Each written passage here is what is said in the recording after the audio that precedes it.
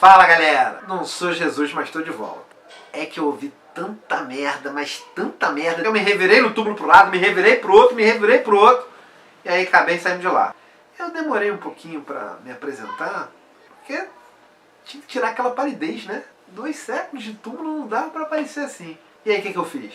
Vim pro Rio de Janeiro. Aqui é o lugar para tomar um solzinho, ganhar uma corzinha e tu ficar pronto para se apresentar de novo. E aí comecei a dar uns rolés por aí. Dei um pulinho numa banca de jornal, li umas coisas, parei no boteco para beber uma cerveja, fui ouvindo conversa daqui, conversa dali. Caralho! 200 anos se passaram e a situação tá na merda, cara. Não acredito nisso. Vocês não leram o que eu escrevi, não? Será que eu escrevi em alemão, cara? Tava difícil de entender? Pensei, vou ter que comunicar tudo outra vez.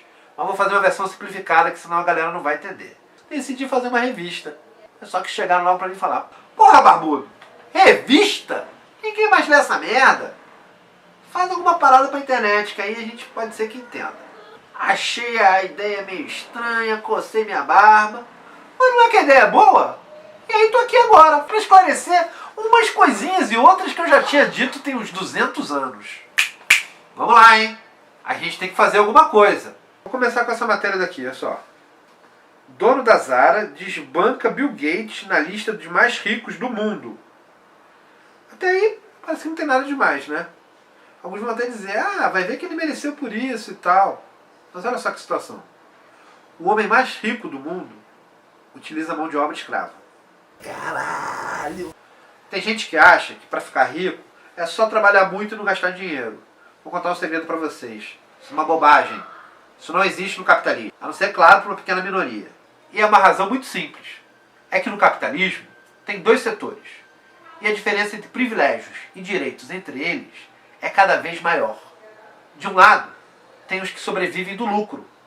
E do outro, a grande maioria da população, os que dependem do salário. Em outras palavras, os patrões e os empregados.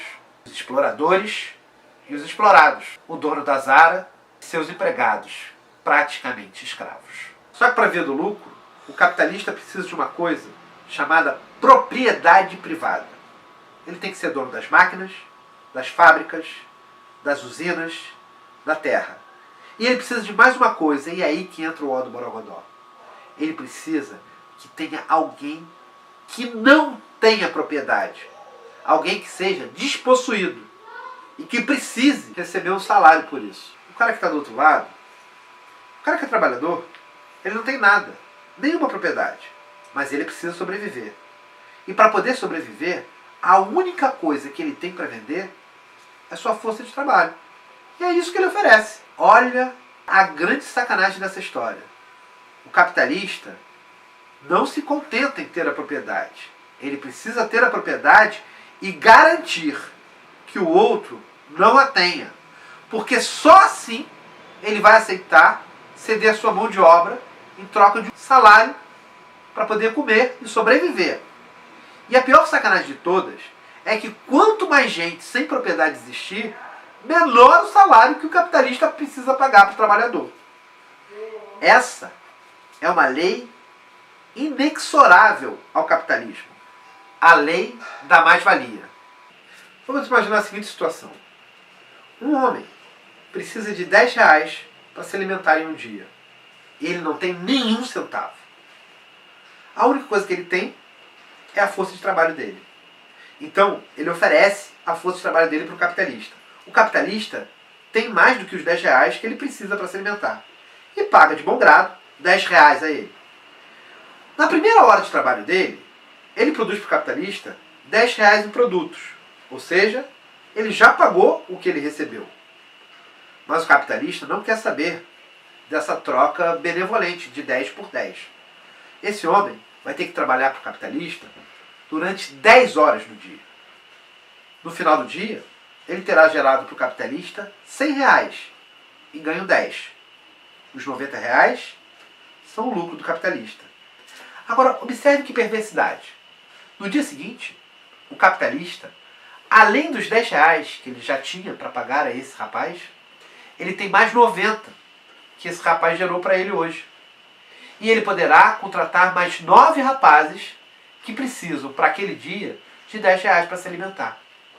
Ele terá no final do dia decuplicado seu patrimônio. E é assim que ele vai ganhando cada vez mais dinheiro sem nunca realizar nenhum esforço de trabalho. Camaradas, não se enganem. Toda grande fortuna é uma grande exploração.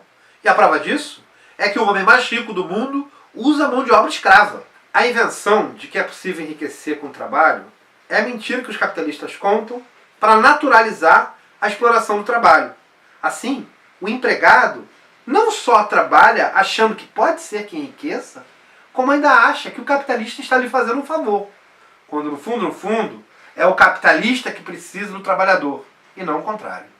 Não é por acaso que o slogan do governo usurpador de Michel Temer é "não pense em crise, trabalhe".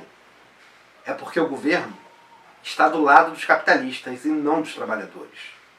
Os brasileiros só têm uma saída: lutar contra esse sistema e contra esse governo, e construir, coletivamente, com as próprias mãos, de modo consciente, uma sociedade que seja verdadeiramente livre e igualitária.